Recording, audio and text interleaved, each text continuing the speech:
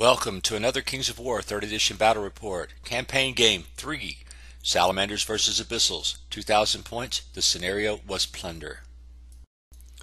The portal at Cairn Craig was known to be the most troublesome, frequently throwing off great bolts of lightning and magical death. Despite this, the Eye of the Abyss turned its gaze upon it, desiring its unholy power. A legion of death led by the fearsome manifestation of Pyork surged forth to attempt to fulfill the Eye's desire to control the portal and gain access to the nation of the Lizardmen. The last game we played at 2,300 points, but this time we went down to 2,000. So Craig changed his army up, of course, appropriately to meet that criteria. At a 2,000 point Salamander list, he had 4 troops of Gecko warriors, 3 hordes of Salamander primes, each with the effigy of fire, a regiment of ancients with the effigy of fire, 2 regiments of Gecko hunters, a horde of Scorchwings, a regiment of Ember sprites, 2 Lacheladons, and 3 heralds. Honestly, I didn't really have a 2,000 point list ready to go except for this one, and this is the one I was going to use to torture my online opponents. So this is what I had in that list. Abyssals 2,000 points, 2 regiments of Abyssal Ghouls, 2 hordes of Molochs, both with imps, one with a blade of slashing and one with a sanguinary scripture. A regiment of tortured souls with the Aegis of the Elohi. A regiment of Abyssal horsemen with the boots of striding. A regiment of hellhounds with the brew of sharpness. 3 Abyssal warlocks, one with bane chant, Matsubisu, and Baal. Alright, I think what Craig was shooting for this game, and maybe one day I'll get him on here to answer your question, but was an army that could take and hold scenarios and win objectives. To that end, he has 17 drops, so he should be able to zing out there, and several of those drops have 12-inch movement. And then, of course, the Scorchwings could fly 20 inches to take an objective. So that's the way his army was designed, I believe, to take out objectives. Now, my army was just designed to kill stuff, so to that end, I think it's pretty effective. Normally, I would have Abyssal Guard or something in it, just for instead of the Hellhounds, but just felt like taking something different. I mean, I could have made up a new 2,000 point list and try to do something else, but I'll make a probably a little more mild 2,000 point list for the next game. I mean, this one was pretty good, pretty hard list. So on to the game. There's 5 objectives. You see on the left side, the one right in the middle on the left side is the 2 point. The one on the far right, in front of all the salamanders, is the 2 point on the right side. Everything else, of course, is 1. And not much terrain, 3 groups of woods, and that's pretty much it. But we're not playing with a lot of shooting, so I know what you guys think about playing with a lot of open terrain. But like I said, we're not playing with much shooting, and so I mean, shooting does have an effect on the game, but it's not like a dominant thing. I mean, if we were sitting there playing gun lines, yeah, I would probably add some more terrain to the table. But right now, we're playing our campaign game, and this is just the table that Craig selected, and I pretty much let him do what he wants with terrain because I think it makes me a better player, so that I can, no matter what the terrain is or what the challenge is, I just have to adapt to it. So that's the table, and off to the game. Alright, this is deployment. I did off to the right hand side here as I look at the table. I deployed just some stuff to slow things down so that he can't just grab that 2 point objective and walk off with it without a fight. So I put my Tortured Souls regiment over there. I put the regiment of Abyssal Ghouls and then an Abyssal Warlock. On the very right hand side, and it's hard to see, I put Hisuzu the Trooper, basically the flying assassin, and his job was I was going to try to get him down the line and start picking off some of those heralds because the Salamander hordes are tough enough to beat without somebody there getting to give him a reroll. But off to the upper side of the table, I think it was the Abyssal Horsemen, and then a unit of Molochs, and then I believe it was the unit of Hellhounds, and then another unit of Molochs, and then the Abyssal Ghouls in the far top, and then very last the manifestation of Pyork, aka Baal. As for the Salamanders, here in the foreground he had a regiment of Gecko hunters, Next to them was a troop of Gecko warriors, followed by two hordes of salamander primes with the ancients behind them. I think it's a regiment of ancients. And then yet another troop of warriors, and then the Scorchwings in the very middle. Off to the upper side we had the last unit of salamander primes, and then both Lechelodons, and then the what are those guys? Ember Sprites, followed by yet another troop of warriors, and then lastly another regiment of hunters. So he was spread across to at least contest every objective, and so that's the start of into deployment, and then we'll start with the game. Normally I like to move second on these objective scenarios, but I had a little speed advantage this game and thought if I could get up to the line where the objectives were, maybe start snagging them and then backing away, which is the hard part to me. Is it's easy to get to them, but it's hard to get away with them. So on the left hand side I moved Bale up in the foreground here, and his job was to mess with all these geckos on this side. He was also escorting the unit of ghouls to take that particular loot counter. A unit of Molochs moved up to try to get the 2-point loot counter, and then I staggered back behind them the Hellhounds because they have such a long charge range. There's no reason for them to be on the line and get shot by something. Then yet another unit of Molochs moved up with toward the center objective. The Abyssal Horsemen moved up also toward the right, the fourth objective up. You can kind of see the little marker there. On the far end, the Tortured Souls, Masuzu, and yet another unit of ghouls moved up to at least contest that marker. I knew there was no way that I was going to hold that, but I thought maybe if I could steal it early and start moving away, at least it forces him to come across the table and maybe expose a flank. Alright, the one thing you learn if you play my friend Craig is he really likes to grind, and so to that end, everything moved forward. Everything. I think maybe the Gecko hunters down here on the end didn't because of the charge range of the Tortured Souls. But on this foreground here, you can see he moved one unit to protect the flank of his salamander primes. Now, Tortured Souls are okay, but they're not going to mess with a unit of Armor 5 salamander primes too much, even with the flank charge. So that wasn't that big a deal of a threat to him. I mean, it was a threat, but not, I guess, a horrible, nasty threat. In the middle of those, where he jammed me up with the Ember Sprites, and then one of the little troops of geckos over on there, and then on the very far end, and the Gecko hunters moved forward. And I'm sorry, the Gecko warriors moved forward, and the Gecko hunters just, kind of stood there because Bale was bearing down on them, and Bale is a pretty nasty dude. So, matter of fact, I think for the points, he's probably the best ones of the the Abyssal guys. I just like his flexibility and all the stuff that he can do. He's really a one-man flyer protection guy, so that's what I like about him. And you can see there's no combat on turn one. He did do some shooting. I think he beat up on the Hellhounds a few times between the Scorchwings and some of the maybe the Ember Sprites did some damage to the Hellhounds on turn one.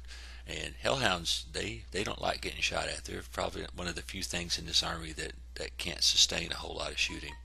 So that's the end of Craig's turn one. And as usual, when you play Craig, you're going to fight, and you're going to fight early. So I really had no choice when he moved up in my face. I just had to decide which order to do things.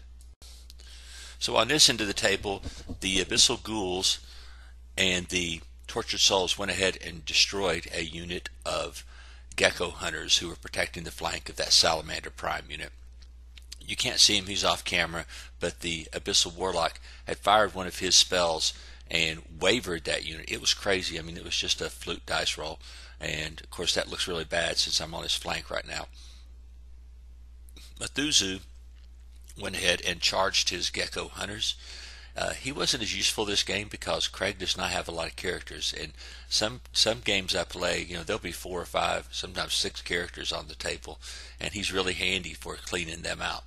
But in this game, I really just used him as a chaff auxiliary. It just kills small units thing, but he does a good job of that. And then in the very end of the game, he'll be instrumental in one of the charges because of his special rule. All right, I put this teaching point in just for new players. If you've only seen very few battle reports, the question is when we destroyed that unit of gecko hunters, and I rolled probably 4 inches to overrun. Why didn't I stop an inch away? Well, the answer is in the regroup rules, and according to those rules, you move all the way forward and then just nudge back a little bit. And so that's what you're seeing right here. And Craig and I paused to look it up because I was pretty sure of the rule from playing online so much with some very talented players, but I had to actually look up the rule and figure out the answer to it. So the answer is just look at the regroup rule and kind of ignore the proximity to enemy rules, because I think there probably should be a footnote in there, but there is not. But the regroup rule actually precludes the proximity to enemy rule, and so that is the reason why that I'm like 1 millimeter from the flank of that Salamander Prime unit.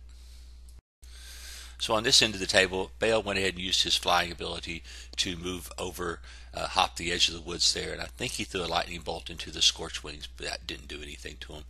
The Abyssal Ghouls here went ahead and moved up and took the left loot counter. I had a conundrum there because he shot the crap out of my unit of Molochs, and so instead of standing right in front of that unit of Salamander Primes, I went ahead and moved them into the woods and destroyed that unit of gecko hunters there. The Hellhounds moved up and took the 2-point objective, but the Molochs moved up on their flank to help stabilize them. You can see he has on this side of the table, he has his Scorch Wings, which are in the back, which are very, very nice units. Craig did a fantastic job on them. 2 Lacheladons, and then of course the Salamander Prime unit. And I shot them a little bit with lightning bolts and stuff, but I have shooting in the list, but it's more like annoying shooting. Sometimes when you're fighting these big hordes, and this is just about Randy's rule of thumb, you're sitting there fighting a unit with morale of like 21, 23. Well, if you could just chip them down to, 3, 4 wounds, 3 optimally, or 4 optimally, I should say, then they get into a point where they can be dealt with, because then they're not any better than even a unit of goblins once you've taken some wounds down from them. And if they don't have any sort of heal capability, those wounds stick. And so the idea isn't to necessarily just blow stuff away with shooting, which is fun sometimes, but is to chip away at these units so they become manageable later on in the game. All right, on the Salamander Reprisal turn, on this end of the table, the Salamander Primes had no choice but just to angle because of being wavered. And like I said, Tortured Souls aren't the greatest unit. They're a very good unit, but I still don't think they could take out a horde of Salamander Primes, even with the flank charge. But there's no reason, of course, to take that chance, and that's why he wisely went ahead and angled back.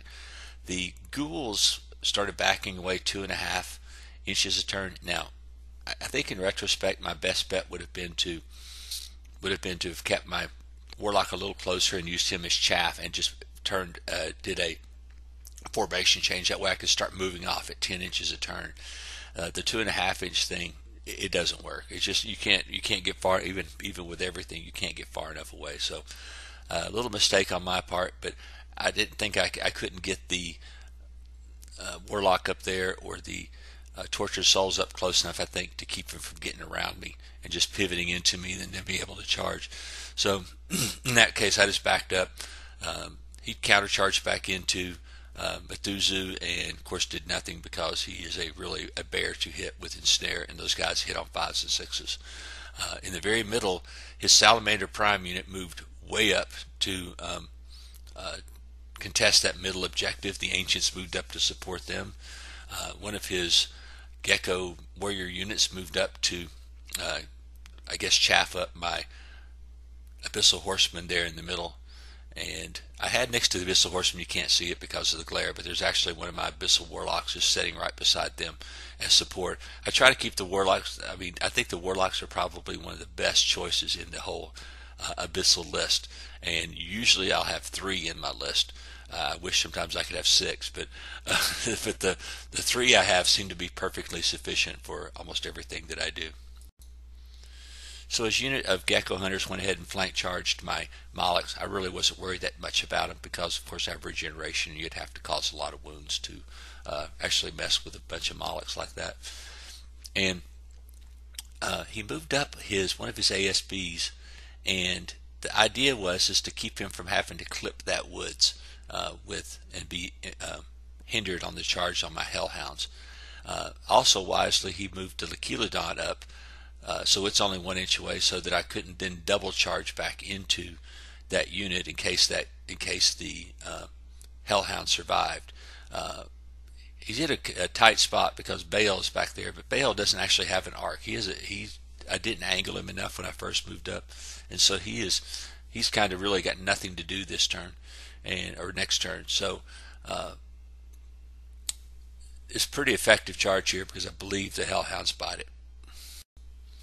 Something I'd forgotten was that the other way that he kept me bottled up and to keep himself from having to be hindered is he had charged one of the Lacheladons also in the flank of the Molochs. And like I said, Molochs are tough guys, and it's hard to take them down, especially with the fact that most of them will regenerate. The little orange token, just if you need to know, is the fact that I'd already used the imps up on that unit earlier from all the shooting I'd taken from the Scorch Wings and Gecko Hunters. So yeah, I'd foolishly lost my unit of Hellhounds without them really doing anything except killing a little unit of Gecko Warriors. But I mean, they took one for the team. I mean, I don't really get, I guess one of the things about playing this game, I'm not quite as attached to units anymore as I used to be. I really like that Hellhound unit, but I really think that the Moloch unit beside him was going to be more effective fighting those heavily armored salamanders. Alright, I just wanted to show this picture. This is after all the fighting on the right flank. I just want to show you the positioning. The Abyssal Sorcerer and the Abyssal Horseman are now facing off against that horde of Salamander Primes, and there's also that unit of Gecko Hunters right in front of them to chaff me up. So I just wanted to show the picture. The Chaos Spawn, which is a GW Chaos Spawn, is actually my Abyssal Warlock that I'm using, because I don't really have a cool model yet that I want to use. So right now I'll just use that model that, like I say, if it looks very abyssal, so that's what he's going to be for a while. So here on turn 3, I went ahead and charged my Tortured Souls into his Salamander Primes, and the goal here is, of course, to cover for the Abyssal Ghouls. And like I said, I should have turned them around or figured out a way to turn them around on the other turn. Methuzi went ahead and charged back into the Gecko Hunters. In the middle of the table, and I think I have another shot of this, the Abyssal Horseman went ahead and charged into his chaff unit of Gecko Warriors. I had to make a decision here, so what I did was I went ahead and moved the Abyssal Warlock up to act as chaff so that I didn't have to be charged by that unit first, and moved up and then shot them with my shooting attack there as well. And this is just one of the good choices, or one of the good uses for an Abyssal Warlock, because they have a unit strength of 1. They're treated just like a unit, and so they actually make really good chaff, and they're only 90 points. I mean, that unit of ghouls cost 90 points, but the Abyssal Warlock, every time that I've taken them, they have never disappointed me. So this is the result of turn 3. Over here on the right flank, the Gecko Warriors in the middle were destroyed. The Tortured Souls did a couple of wounds, I think, on the Salamander Primes, and they were fine. Methuzi went ahead and finally destroyed that unit of Gecko Hunters. Like I said, the ghouls had backed away, and next turn I could probably, if I would have angled the right way, could have taken a 12-inch shot toward the middle instead of trying to back up. But like I said earlier, the whole point of this thing was to pull if I got a hold of that token, was to pull the enemy towards the token, and that way they're pulling them away from my tokens. So that was the goal here, and my ghouls did that job fantastically. This is the end shot from the last turn. I just wanted to show you the position of everything, where the Scorch Wings were in respect to everything else, where the all the Molochs are, and then you'll see in the next shot what happened. So the horde of Molochs was able to pivot past the Leculodon and get into the front of the Salamander Prime unit. Probably wouldn't happen, but I'm pretty sure Craig backed up after the fight, and that's what allowed me to do it. I could not figure out how to get the other horde of Molochs into that unit, so I just went ahead and charged the Leculodon, trying to get it out of the way. And the reason why is because he had put his ASBs in such a point where I really couldn't, even with since they were not mighty, I could have charged through them, but I really could hit them, and then I don't think I would have been able to get where I wanted to be. The ghouls, despite carrying the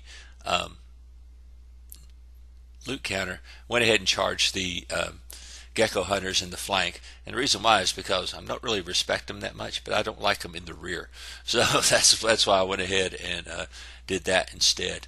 I was pretty sure I was going to kill a Leculodon and then be able to turn around toward him, but I don't want to be turning around this game. And up at the top, Bale just decided that he was going to mess with the Scorch Wings because they'd got him up to 5 wounds, and Bale was not happy about that. So he went ahead and charged into the Scorch Wings and tried to get rid of them. So up here, the turn went both very well and really crappy. The Molochs inexplicably one-shotted that horde. And the reason why is because I rolled boxcars on the first roll and then rolled 11 on the second roll and destroyed that unit in one shot. I was stunned. I mean, there's no skill here. This was just a lucky dice roll. But I'm pretty sure I would have killed him anyway, just because of how many things I had around him eventually. But the fact that I killed him so early was kind of a shock to me. But on the same token, the Molochs charged into the Leculodon and rolled Snake Eyes, and so that did not clear them out of the way, and so that kind of jammed me up there because now I'm blocked by my own unit. The ghouls had done a few wounds to the hunters, but I don't think that they got rid of them this turn. Alright, you can kind of see the final position here. Bale had done some wounds to the Scorch Wings, but did not waver them. The good thing about Bale, he rolled out his wazoo and got most of his wounds back this turn with an excellent regeneration roll. So that was the end of my turn 3, I believe. And yes, you can see that his gecko hunters had survived my charge from the ghouls. So the Abyssal Warlock had moved up to chaff up the Salamander Primes, and the reason why I didn't charge in, even though I could, was because I knew when he charged me he was going to be hindered. And to that end, I only took 4 wounds from that unit. I was wavered, but again, now I've blocked him up for yet another turn because he couldn't blow through that one guy. Abyssal Warlocks are just fantastic, and regeneration makes them even nastier because even if you chaff them up, maybe they'll get some wounds back and can do it again. So that's one of the versatilities of the Abyssal Warlock, and if you're an Abyssal player, I strongly suggest them because they're just one of the perfect multi-use units. So on this flank, the Tortured Souls did bite, and now the ghouls are standing there in an impossible position, but they've done exactly what I wanted them to do, because now to get that token he has to come over there and kill them with something, either the Ancients or the Salamander Prime units, and so they've done their job. Hope you enjoy those old GW. These are classic GW ghouls. They're painted in pinks and purples from when I painted them like a decade ago, probably longer than that now, but I just snagged them out of my undead army and brought them over to my Abyssal army. Just wanted to show you the end of my turn. There is nothing left on the left flank except 1 ASB. Bale managed to get rid of the Scorch Wings. The Leculodon finally died the death it deserved, and everything is now moving toward the middle to support my attack there. And as grim as this game looks, Craig is still in the game because his Leculodon has the middle objective at this point, and I can't get to it because of what he's done to hold me up, which is exactly what he wanted to do with that flank of his army.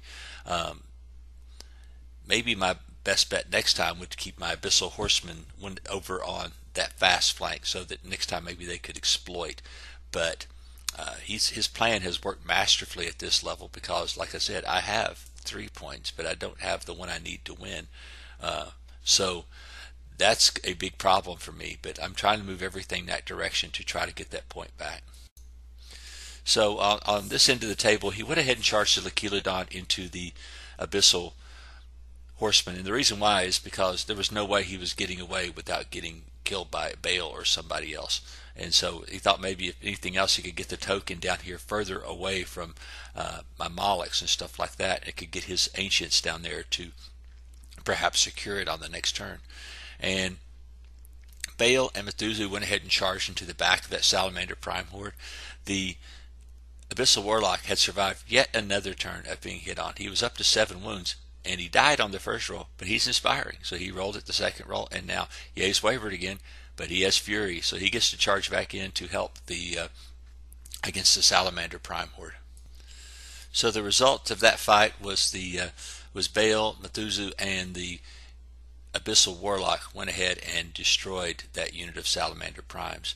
Down at the bottom, the Abyssal Horsemen destroyed the Lakiladon and grabbed their counter.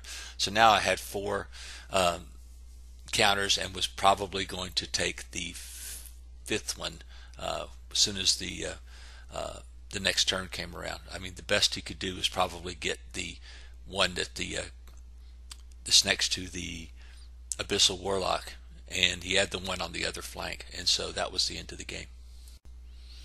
Yes, the Abyssal Ghouls died on Craig's turn 5, but they had done their job, and the token they have is way over on the flank now, and so he grabs it to gain 1 of his points for the game.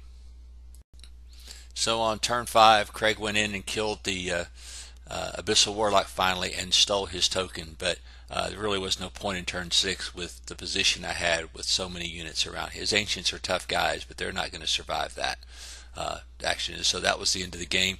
I had 4 points to his 3 points, and so I eked out a victory against the Salamanders.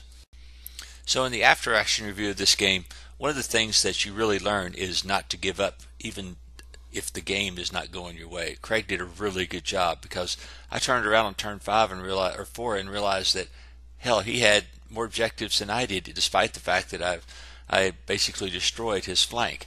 I just didn't have the speed right then to respond to it, but I would eventually as soon as Baal got rid of the Scorch Wings, and then I had a lot of speed.